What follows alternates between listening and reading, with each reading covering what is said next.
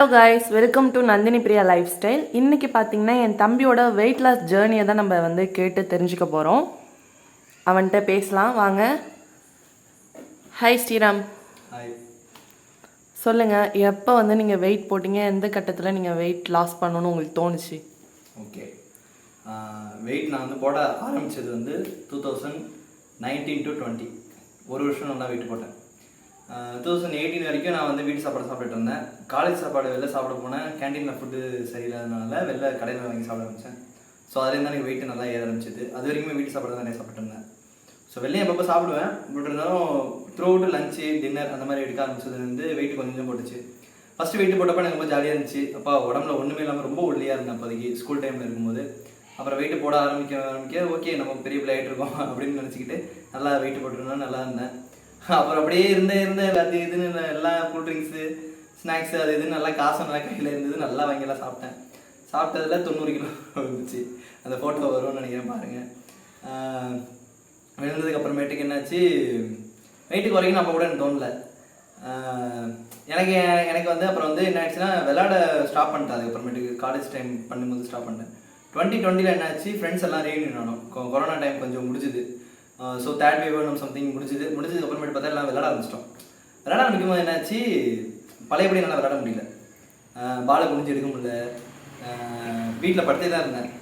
பாலை கிரிக்கெட் தான் ஆடுவேன். கிரிக்கெட் ஆடும்போது கீழே உள்ள பாலை குனிஞ்சு எடுக்க முடியலன்னே எனக்கு அப்பா தான் தோணுச்சு, ஐயோ என்னடா உடம்பு இதனால நமக்கு இப்படி இதாகுது, நம்மளால விளையாட முடியலையே அப்படின்னு தான் ரொம்ப கஷ்டம் இதாக இருந்தேன். அதே தான் வெயிட் லாஸ் பண்ண ஸ்டார்ட் பண்ணேன்.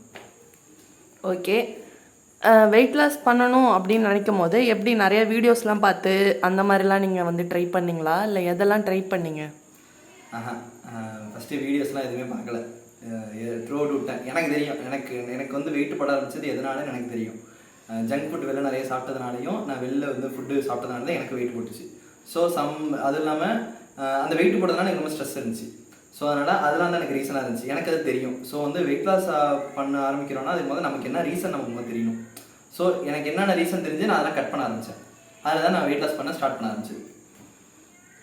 ஓகே, வெயிட் லாஸ்க்கு எந்த மாதிரி ஃபுட்டு மட்டும் போதுமா இல்லை எக்ஸசைஸும் பண்ணணுமா?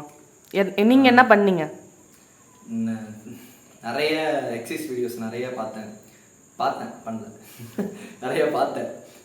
அப்புறம் என்ன ஆயிடுச்சு, 30 days 6 பேக்லாம் இருந்துச்சு. சரி நம்ம நான் இப்போ என்ன எனக்கு பெல்லி ஃபஸ்ட்டு தான் அதிகம். எனக்கு அந்த ஃபோட்டோவில் பார்த்தா தெரியும் உங்களுக்கு. எனக்கு செஸ்ட்டு ஷோல்டர்லாம் ஓகே, நம்ம கொஞ்சம் பல்காக இருந்தால் நல்லா இருக்கும்.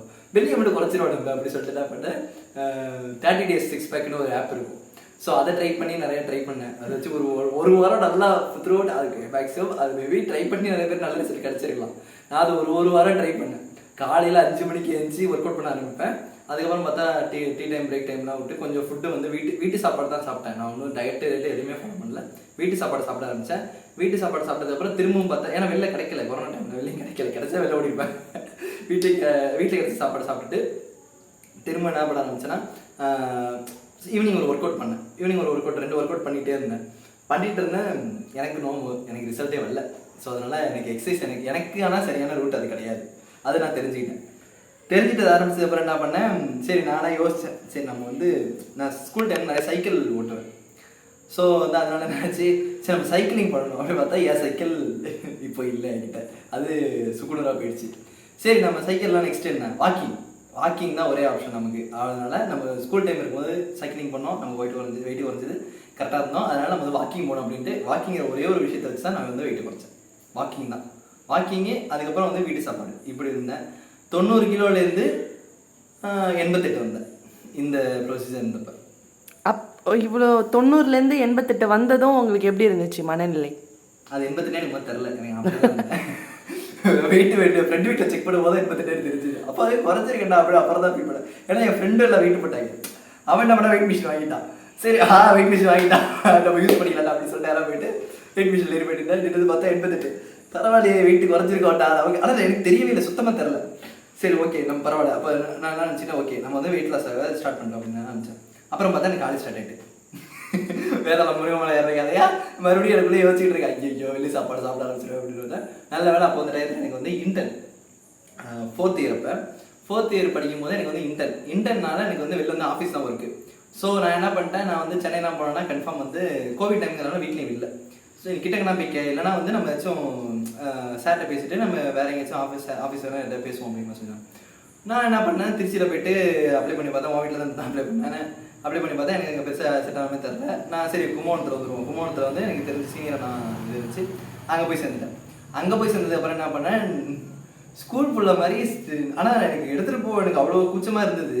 ஆனால் வந்து எனக்கு அதுதான் உதவுச்சு. ஸ்கூல் ஃபுல்லாக மாதிரி சாப்பாடை கட்டி எடுத்துகிட்டு போனேன், டிஃபன் பாக்ஸ் கட்டி எடுத்துகிட்டு போனேன். வாட்டர் பாட்டில் தண்ணி நிறைய குடித்தேன். பசிக்கும் போதெல்லாம் இடையில எனக்கு சாப்பிட்டதுக்கப்புறம் பசிக்கும். ஏன்னா சாப்பாடு ஃபில் ஆகலை. எனக்கு தெரியும், எனக்கு 4 இட்லாம் சாப்பிட்டா ஃபில் ஆகாது. ஒரு ஈடு ஃபுல்லாக சாப்பிட்டா தான் ஃபில் ஆகின மாதிரி எனக்கு ஃபீல் ஆகும்.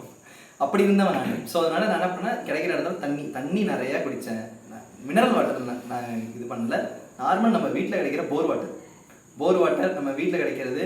எங்கள் ஆஃபீஸ்லேயுமே வந்து கூட அவங்க வீட்டு போர் வாட்டர் இருக்கும். நான் அந்த வாட்டர் தான் குடித்தேன்.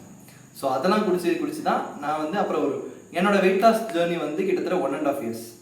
1.5 years தான் நான் வந்து 90லேருந்து 70 வந்தேன். இப்போ நான் 70 kg இருக்கேன்.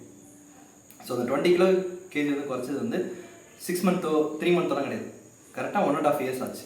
இல்லை நிறைய பேர் சொல்கிறாங்களே இந்த 1 மாதத்துல குறைக்கலாம், 1 வாரத்தில் குறைக்கலாம், அந்த மாதிரிலாம் ஆக்சுவலி இருக்குது. அந்த மாதிரியும் இருக்குது. என் ஃப்ரெண்டு வந்து டாக்டருக்கு இன்ஸ்டாகிராமில் ஃபாலோ பண்ணி அவருக்கு வந்து 10K என்னமோ சம்திங் பே பண்ணி டயட் ஃபுட் அவரே காலையில் மார்னிங் வீடியோ அனுப்புவார். ஃபுட் என்னென்னு எடுத்துக்கணும்னு அனுப்பிடுவார், லிஸ்ட்டு போட்டு அனுப்பிடுவார். அதை எடுத்துக்கணும், எக்ஸசைஸ் பண்ணணும், கரெக்டாக இருந்தீங்கன்னா உங்களுக்குமே அந்த மாதிரி ரிசல்ட்ஸ் கிடைக்கும். அதெல்லாம் இருக்குது. எனக்கு ஒன்றும் அந்த அளவு பெருசாக இல்லை. எனக்கு தேவை நான் வெயிட் லாஸ் குறைக்கணும்.